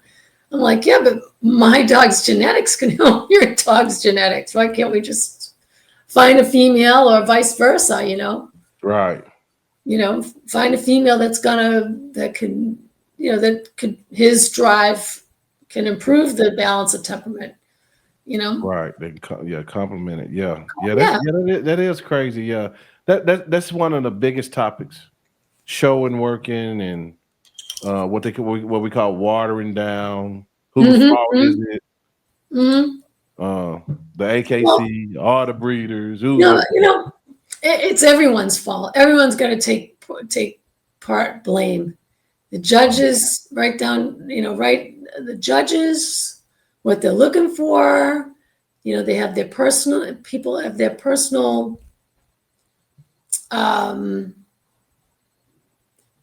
not an opinion, but what they like to see. Preferences. You know, preferences. Thank you. You know, they have their personal preferences, and then they use that as their criteria. And true. Very true. Yeah, in it. So, you know, they use that as their criteria, and then all of a sudden we see all this hair. We'll speak my breed because I don't know yours that well. You see all this hair, and then you see an elongated neck, and the dogs are all 28, 29 inches when they're supposed to be within the standard as a 27 and a half at top. And they're bigger and heavier boned, and they're, it's like, okay, but you know, there's the working Schnauzers they think are ugly. They're more, what do they say? They're more refined, maybe streamlined. They don't like the tails, the ears, you know, because the Schnauzers can be cropped and docked here in the United States, right? You know, I don't know. What is it that they don't like about working dogs? I'd like to know. And I'd like to know what is it that working people don't like about show dogs. Because, I mean, that dog, that boy, that AKC champion, that boy, he's a nice boy. He's a gorgeous, and he's got a nice temperament. And there's a giant Schnauzer. So, you know, if I put an IGP3 on my female Sunny, which would, that's a whole other thing to talk about. That's fun. Yeah. I'd like to know someone. How does everyone else do it? I'm training 3 dogs in the sport at this time. But anyways, getting back to the breeding thing, would that breeder owner allow me to breed my female to that dog? I mean, I would have to look at the pedigree and see if it was something that, you know, was, I wouldn't know. It might be a total outcross, but my female's not ugly. She's a nice, fit female. You know, she's a good working dog, nice tenacity, has good work ethic, a little emotional. She's a high defense. She has a lot of aggression. She gets really upset when she can't express herself. Yeah, I don't know. I don't see why. She's a great mom. She's a beautiful job raising her puppies. She's absolutely phenomenal. But, you know, I'd like to know. I'd like to know why is there the divide? Why is there a divide? When show people and working people probably at this point need each other. Probably so. Yeah. You know? Right. Because there isn't a lot, you know, people are kind of slowing down on importing dogs because they have to wait till they're 6 months. 6 months, yeah. Which I don't have a problem with. I mean, if you got a good breeder, they're going to do right by the puppy. You know, you're not going to miss anything. It's a big heart attack. Everyone's having a fit over it. It's like, relax, you know, relax. All you want them to do is expose the puppies to, you know, the world. Don't put any training on them. Teach them how to walk on a leash and crate. Well, crate train. That's it. Feed them. Yeah. Healthy. Yeah. You know, the door's still open at 6 months. Why is it everybody says that the door's closing? Right. At that age. I mean, I retrained that 2-year-old. Quinlan had to be retrained in 3 phases at 2 years old. You can't tell me that. Yeah, good point. You can't tell me that can't be done. I've done it, you know. Right. Yeah. Yeah. Very good point. People act like older dogs don't hit new homes, new owners all the time, and the dogs see different handlers. You know, so that's a very good point. People always say, a lot of people saying about the 6 months. Oh, I don't have no bonding time. You can bond with a dog. You know, time is what. Yeah. Eddie, my German Shepherd that I got him when he was 5 years old, 5 or 6 years old. He was older. He came from a friend of mine because she couldn't keep him anymore. And it took me a year to bond with him. It took a long time. Yeah. But we bonded. We had a great relationship. Although Axe didn't really appreciate him, so it was kind of not fun to live with those two males. That chemistry was just horrible. So I found Eddie another home, but it took me a year. But like Axe, you know, look, I had the best relationship with Axe, and he was 6 and older, you know. And then Reasons Passoni, I got her when she was, I think she was 10 months old. She came to me for training. That dog was an amazing tracking dog. Just beautiful obedience. She just her nerve was so solid, you really couldn't threaten her. She didn't take anything as a threat. And I wasn't really going to, you know, I was like, well, this is no fun for me. I don't want to go there and force her to be, you know, to do that. She'd bite only if it was fun. She didn't take any of it seriously. So, yeah. So, but breeding her to Quinlan produced Jewel, who I got Jewel at 6 months old. There we go. There's the number, 6 months. And Jewel and Rhea were the same age. They were just 6 months apart because Jewel was born in August. Rhea was born in December. So she was older. And that girl, you know, great, beautiful working dog. Everyone thought she was kind of like, oh, she's not really the best. And I was like, I don't know. I think I could take her places, but no, I couldn't stand having to try and prove myself all the time. No one believed what I had to say. So I did a Schutzen 3, IGP 3 with her, and she went back to Mary. But that was a nice breeding, Quinlan to Oni. Mm-hmm. It balanced a little bit of the nerve and gave a little more power. She had really nice grips, and she's a super nice dog. So it's funny, but yeah, it's 6 months. So they were talking, you know, on the subject of older dogs. So all of them have been older. Rhea, I got her when she was 8 weeks. So she was a puppy I raised. The 2 puppies I have now, Loki and Enya, all puppies. So it's like 5 that I've raised from puppy. But the other ones were older, and I had no problem training them, getting them trained and titled. Right. So I don't know why people get all upset about that 6 month thing. Yeah, yeah. Let's talk about the 2 dogs that you're working on. What are their names? Oh, Rada and Sunny. Rada and Sunny. Yeah. Okay. Yeah. Yeah. And how old were they again? They're 4.5 years old right now. 4.5. Okay. Mm-hmm. Yeah. All right. And you're working on titling them. Yeah, that's taken a while because, you know, I got them. I didn't plan on getting 2. I mean, I planned on getting 2, and I thought I could have someone take the female for me, but that didn't work out at the last minute, so I kept her myself. So I ended up having 3 dogs to train. So I was training Loki, my Malinois, And then I Okay. had to bring the 2 puppies up in training. Okay. So everyone thought I was insane, but I mean, I think I did okay. So like I'm at a point right now where putting together the IGP-1 programs, and we got some holes, and there's the reasons we have some holes is because I'm training 3 dogs. Yeah. So, You're busy.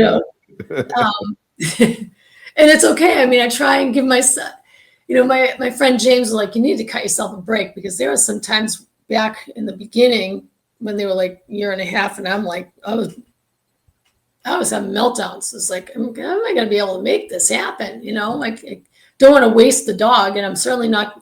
And me, I don't want to give the dog to anybody I don't know or don't trust, because that's my dog X, and that's my legacy. And I'm like, no. I'm just going to pull up the big girl pants and hit the grind and and get it done. But so now they're 4. I got a BH on them. It was the worst BHs in my life. It was just terrible, but we survived. Mm-hmm. And Huh? Oh, I had no attention. It was just a horrible healing. Mm-hmm. They were like, "Oh, we out for smelling the grass today, Mom?" Yeah.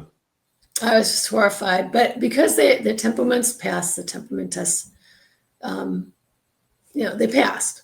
I got them through the routines, but they passed. So it was like, okay, so most of it's reliable on the temperament itself. So that was pretty much got them through. So we did the breed survey at Schnauzers Fest last year, and so I didn't show them in confirmation. Because literally I had control, but I didn't really have enough control on the dog, on Rado, to be able to do that, because he's a big boy and I needed to get back to the gym.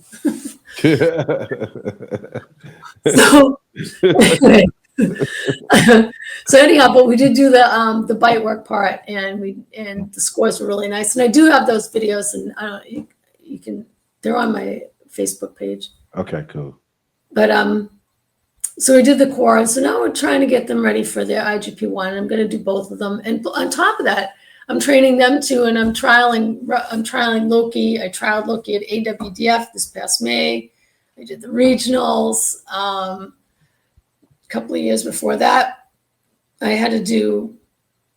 They were puppies, and I was doing Loki. I trialed them for 2 IGP-1s, 2 IGP-2s, and then I did the regionals. And still had the puppies, still training the puppies. So now we're up to a point where we got starting to put things together. I realized that I've missed a few steps along the way, so I was trying to pick up steps. But it's nice. I don't feel like I'm not ready, but my dogs are picking up what I need them to pick up that I've overlooked during the process. Gotcha. So I'm really happy about that. It makes me feel good. It makes like I know I did a really good job on the foundation on a lot of things and even though I missed some stuff, I can add the things in, and they're picking it up like it's not really a big deal. Right. Now, and I think too it's because they're older. Right. Now, how often do you train with? Is his name Mr. James? James, yeah. Yeah, James. I remember. James, what's up, James, brother? How you doing? how often do you train with him? James and I train twice a week, and then we train with Lance. We meet with Lance on Saturdays. Okay. So we train Friday and Saturday, and then we meet with Lance on Saturdays. And then, gotcha. So we only do bite work twice a week. Okay. See, as a hobby, I there's no way I can get bite work every day or bite work 3 or 4 times a week. It's just right. I have to work. Right. Yeah. So yeah, we train a lot together. We're like, he's like my God. I don't think I could get it done without him. To be honest with you. Yeah. Very fortunate. Yeah. Right. Yeah. Right. Yeah. He's an integral part of everything. He's my sounding board when I'm frustrated, and he's my ground when I'm like ready to just throw everything against the wall. Yeah. See what sticks. So yeah, we all gotta have that. Yeah. Even absolutely. With doing this, I have to have that aspect. Doug, like calming me down on some things. Like, dude, you know what I mean? Because Yeah. like dealing with dogs, it's about drama, and yeah, and it rises up. And I'm like, man, why would we do this? I know. I sometimes I'm in the house and after I was like, what the heck am I doing? Why is this going on right now? Yeah. So you have It's to. crazy. Yeah, you have to build stuff around yourself. No, you just gotta stay. I try and stay calm and humble. Right. But when you're in the grind and you got 3 dogs you're laying 3, and I look at it positively, like, oh, I can lay Loki's track. He's got to do a 600-700 pace track, and then I got 2 puppies to track, and I got a whole hour to age, so I got plenty of time to lay 2 more tracks. And I'll tell you, by the time I'm done, I'm like, I need a nap. Yeah, for real. Yeah. But it's like, so it was kind of like I would always think that this is good. I have something else to do because then I wouldn't get the age in for Loki for his tracks. So it was like, this is good. I got 2 dogs. Yeah. But then now it's like, they need like real long tracks, and Loki was needing a real long track. So I was like doing almost, I don't know, 1,600 paces total between all the tracks. Really? Yeah. It's crazy. Yeah. Crazy. And then trying to remember, I got to put notes down, what I did. So now that I put Loki on, he's on vacation. He's on a little vacation right now. And I did mention that I was retiring him because I think I may. But, I got a couple of people saying, just put him on vacation for a little while. Concentrate on the Schnauzers, get them out the door. Yeah. So I train twice a week with them, and then I train on my own the rest of the time. I think Sunday nights and Monday nights I work late, so by the time I get home, there's no training done. They just get fed and they hang out. So it's 2 days off. That's their weekend. Right. Okay.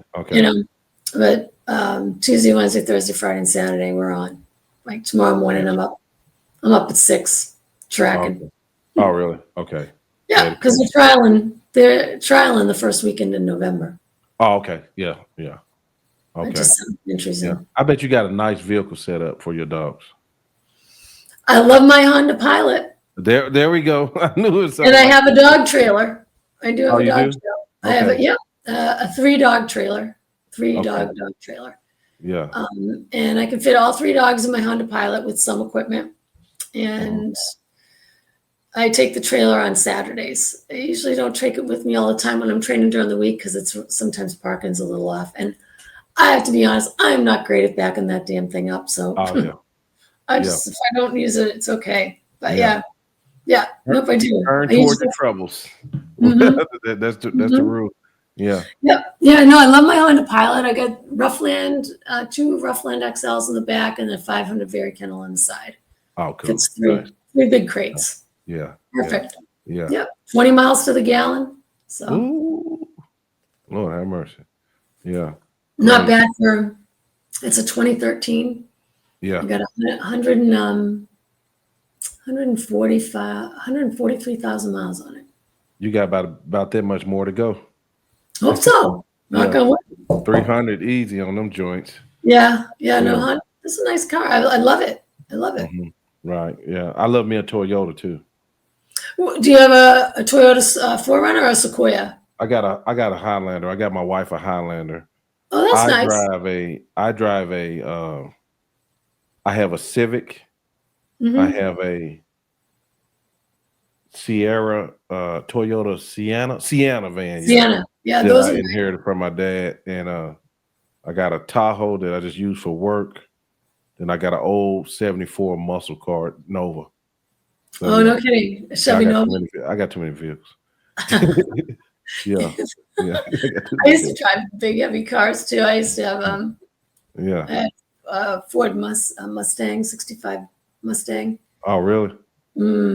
Yeah, I had a couple of Camaros, Z28s, IROC. Oh, Lord. You was one of them girls. You gonna show us up. I had one of those big GMC Jimmies. Do you remember those? They're really? Yeah. I had one of those. That thing, you could hear me coming down the road a quarter of a mile away. Those tires were so loud. Yeah. That was a great dog truck. That thing was awesome. Yeah. My most favorite though was my GMC Sierra. Is that what it was? Yeah. It's a van. It was a van. Yeah. Uh-huh. And it had the Dutch doors in the back. I could fit 5 crates in that van. Oh yeah. Yeah. I love the thing. I got 275,000 miles on that van. And my father, I would drive that thing everywhere. And he looked me right in the eyes. This is old Sicilian Italian. He sat across the table from me and Michelle, you got to get rid of that van. You need another car. I'm like, Dad, the thing runs great. He said, no.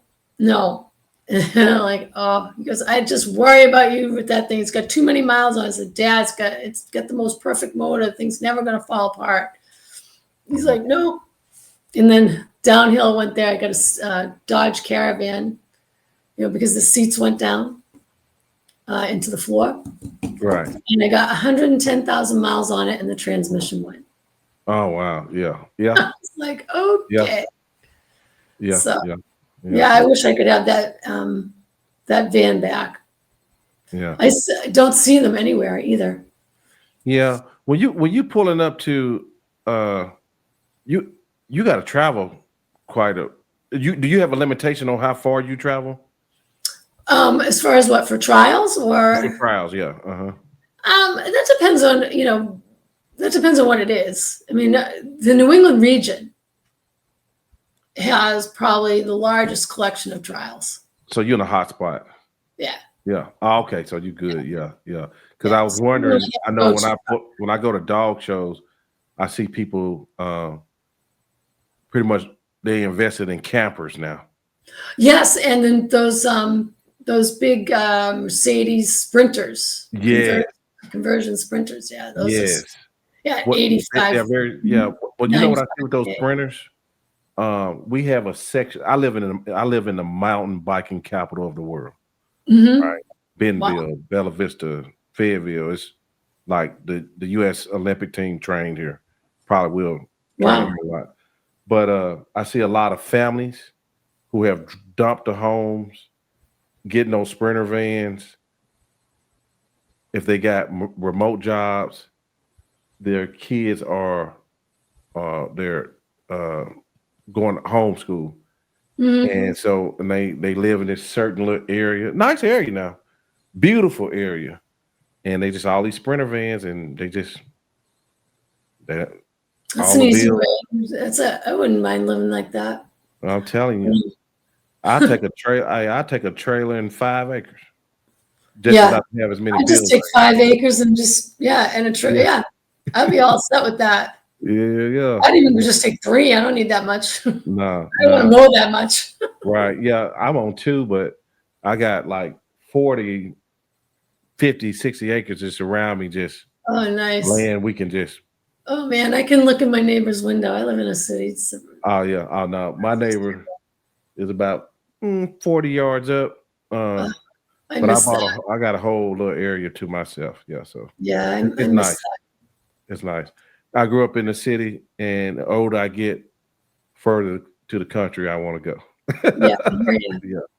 Yeah. No, I would love. If I could move I love my house and my yard. If I could move it outside of the city, I'd be happy. But this is affordable for me, so it works. Yeah. It works. You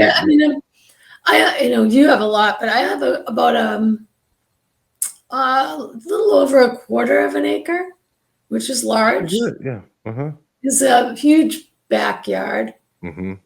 It's a huge backyard and a little front yard. It's a cute place. It's perfect for me, for just me. Right. I mean, I can clean my gutters. The house isn't that high. I can, get up on the ladder and fix things. And so I feel like I can handle it myself. I think my dad would be really proud of me for buying this house because it's just rock solid. Yeah. It's really well built. Yeah. So houses. Right. So you're Italian. Yeah. Okay. My mom's Swedish. Yeah. Sicilian. Okay. Cool. That's what's up. Well, I've enjoyed talking to you. I got to go to bed. No, I just looked at the clock. Oh my God, it's 11. Yeah. My time. Yeah. I know. We just talked about a lot, huh? Yeah, we did. We did, and it's a lot to you. It's a lot. It's a lot to you. I And I'm appreciate glad. it. We'll have to talk about my artwork next time. Yeah. We could definitely do that. And we really thank you for coming on here, sharing your time, sharing your experiences. I got a lot out of it. You know what I mean? Thank make you. a brother think. About I really enjoyed talking about like the health stuff. That's really interesting. Yeah, and then see, I want to get into some of the pedigree stuff. I want to get into Germany and their expectations for the dog. You shipped dogs to Europe, which is it was really an experience, I'll tell you. Yeah. Part of it was quite a nightmare. I mean, it's not easy and it's not cheap. I mean, I don't know. Where I am, it's not cheap. Where you may be a little less expensive. Yeah. Well, as far as the shipping, Yeah, I look at it like this: like, no, it's if I'm shipping, they're paying for the shipping. That's not on my end, but the health certificates and all that stuff. Oh yeah. So yeah, that's more subjects. I know, right? Yeah. Well, Joe, thank you. Yes, ma'am. Thank you so much, and we'll talk. Yes, we will. Okay. All right. All right, Thank take you so care much. of you. Okay. Do you want me to start looking for a puppy for your wife? Man, don't. I hope. I tell you, Yanavito Kennels, where to go. Okay. Yanavito's the best. All right. I'll think about it. All right. Good night. I'll send you some info. Send it to me. All right. All right. All right. You take care. Okay. You too. Bye. Bye.